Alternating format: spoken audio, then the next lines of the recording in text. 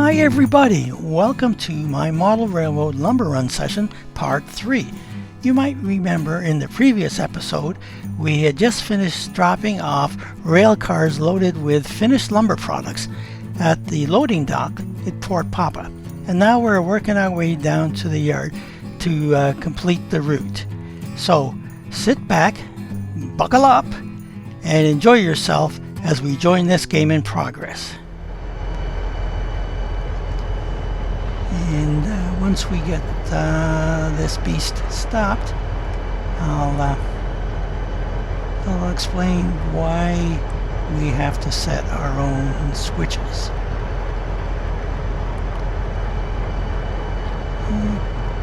Okay, gotta get a little closer. There we go. Engine brake on. And that will disappear. Okay, so the first switch we have to change is this one here, and I had to do that manually, so we are going put the reverser in reverse, turn off the engine brake, and put the throttle up to notch 2, and now we're going. We'll settle on notch 1. The reason why you have to change these manually is because by the time I got to this point, I just could not come up with a way to use the junction tool in this small area that would allow me to set the junctions in the right position. So I just had to come up with an idea that allowed people to do it manually. And we're going to be stopping right here,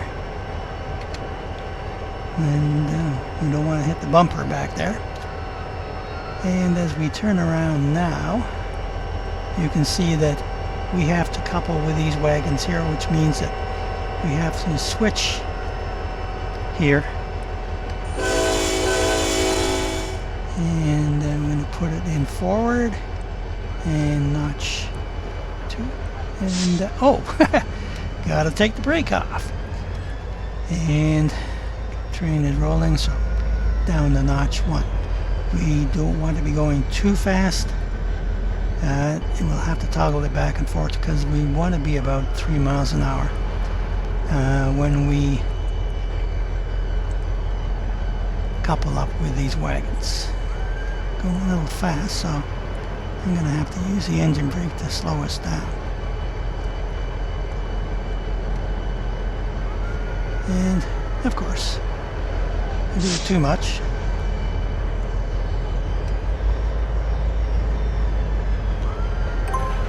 And there we go.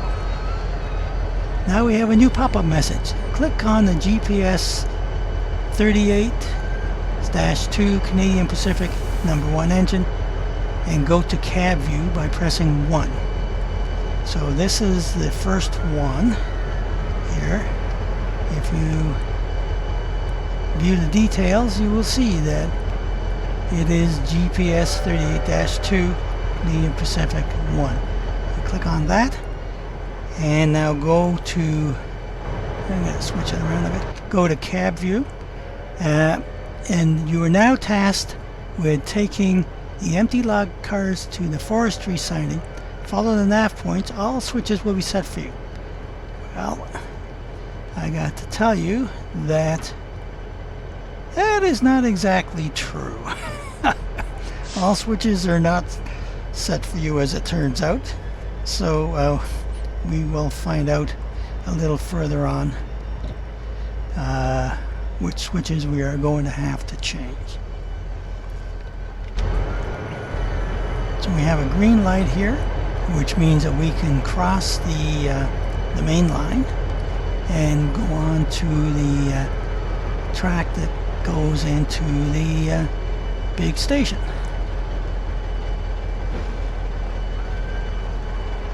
I'm going to speed things up a little bit. You can see the speed is dropping off, so we'll go to 2.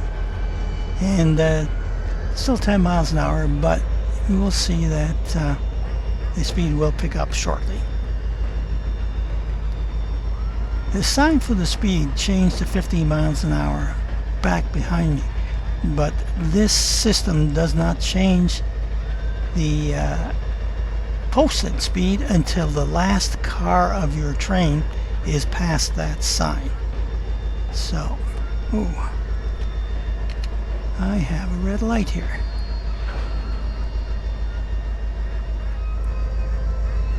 And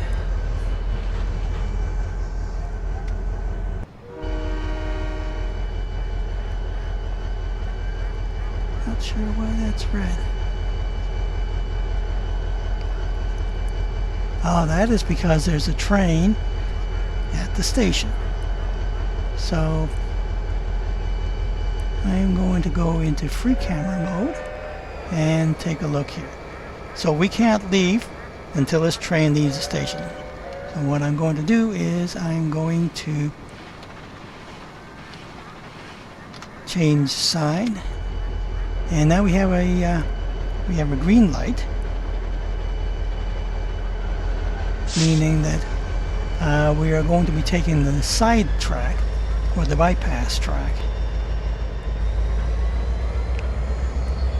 to get past the train at the station.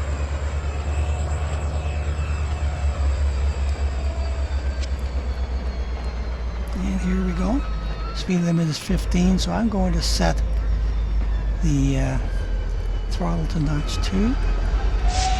And we're going to speed it up.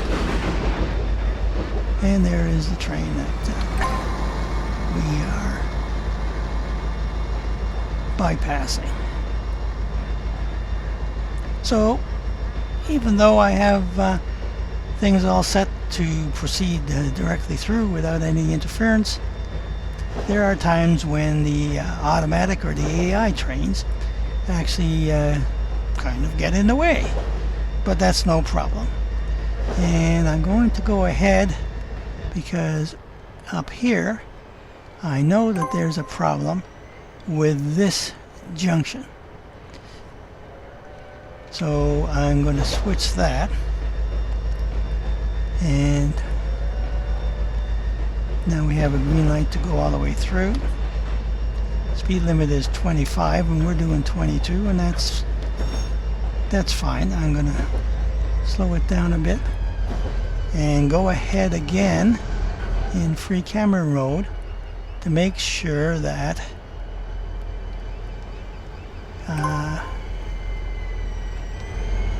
we are going on the right track. And yes, we are.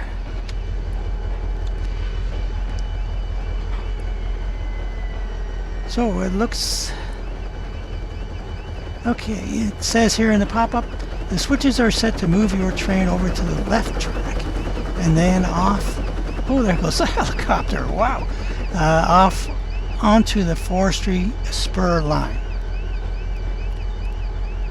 So things are looking pretty good, and we're doing 11 miles an hour, and we're going to need to have a little more speed. I'm going to put it up to notch 2. And we're going to have to sound the horn because we will be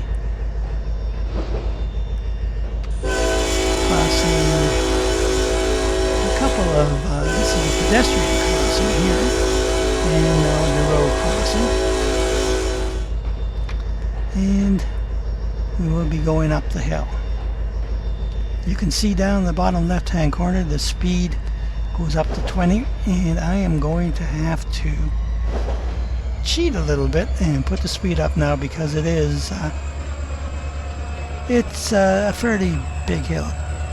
Down below, really at the very bottom, it says 4.82%, and that means that is the gradient. It's a positive gradient, so it means that we're going uphill. 4.82% is a pretty steep grade. But we're on notch 4, and we're starting to lose a bit of speed. Speed limit is 20 miles an hour, and that is mostly to allow us to be able to make it up this hill. As you can see, the speed is still dropping off. And we're going to try a little harder, but once we get to the top, we're really going to have to dial it back, because we don't want to be going too fast when we get to the yard. So we have a speed limit of 15 miles an hour coming up, and you can see our speed is dropping off nicely, and we will be proceeding into the yard. So I'm going to start pulling back on the throttle lever, because we don't want to just bust right through the yard. You can see where we're going, and throttle lever to 0, and I'm going to start pressurizing the train brakes.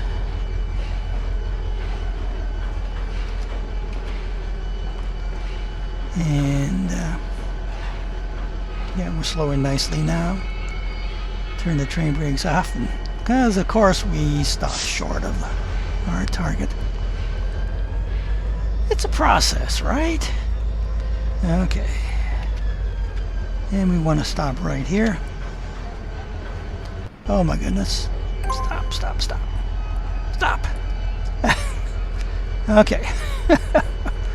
Okay, after you stop, uncouple from the empty log wagons and then proceed back down to Scottsville Yard. So we'll do that now before we read off the rest of it. We uncouple, and here we go. We're in forward, and turn off the brakes and put it in notch level 1, because we will be going down the hill. We have a minus 5.42% gradient. That is pretty quick. At this point, we want to put on the dynamic brake lever, and that will allow us to use the throttle to act as a brake. So now that that's on, if I use the throttle, I can actually use it as a brake. We're putting on our train brake, and we're actually going to have to put on our engine brake. So we've got everything going, and there we go. Phew. We've dropped off the log wagons, and we will have to manually change the switch at the light at the bottom of the hill. Wait for any Via Rail trains before you change the switch. Well, I don't see anything coming, and this is the switch that I have to change, and when I change that, we get a green light. We proceed forward, take the brakes off, and we'll put it at notch 2 to get the train rolling. So we will be proceeding ahead past the little station at Scottsville, and we all know all about Scottsville and its famous mayor.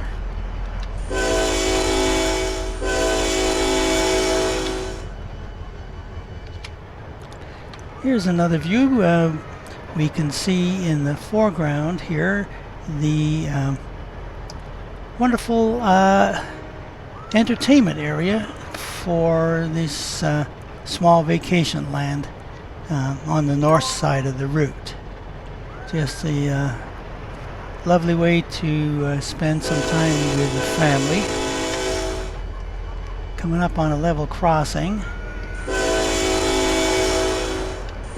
We'll have to make sure that we sound the horn loud and clear. According to these junction switches, we will be proceeding along this track, which will take us into the rail shed area of the Scottsville Yard. And losing a little speed here, so I'll put it up to just pick up a bit of speed, and you can see that the speed limit on this section of track is 9 miles an hour. And I don't know how I came up with 9 miles an hour, but that's what it is. Up ahead, bottom left, you can see that the next speed limit change will be 5 miles an hour. So we will have to keep the train running at a slower speed as we are approaching the turntable. Just going to speed up time a little bit. Here we go. And we want to lose a little bit of speed. So you can see we're getting to the end of our session as we approach the maintenance shed area. Ahead here, you can see the turntable. We don't have to use the turntable, and we don't have to change it for a different track in this session, but it is an interesting process. Proceeding at 5 miles an hour, we're doing good. So just want to keep the speed up just a little bit. We don't want to stop short. And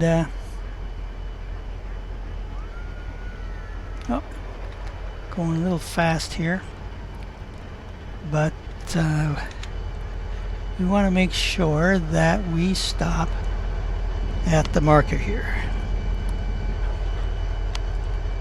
So I'm putting on the engine brake. Just keep us going. Got a little bit more to go. Off to the right, you can see the engine wash area.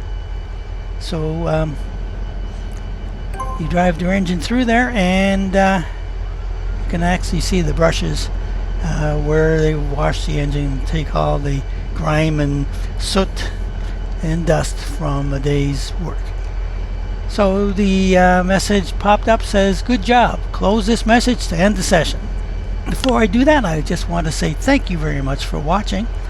I really enjoyed showing you how to drive through a train session, and I hope you enjoyed it, and I hope you'll come back again sometime. I'm not sure what I'll be doing next, but I'm pretty sure that it will be interesting. So thank you very much again for watching this episode of the Model Railroad Lumber Run session. Okay, let's see what happens when you forget to put the brakes on the log wagons when you park them at the top of the hill. All I can say is, ouch. Use the throttle. I can actually use it as a brake. We're putting on our train brake, and we're actually going to have to put on our engine brake. So we've got everything going, and there we go. Phew, we actually made it.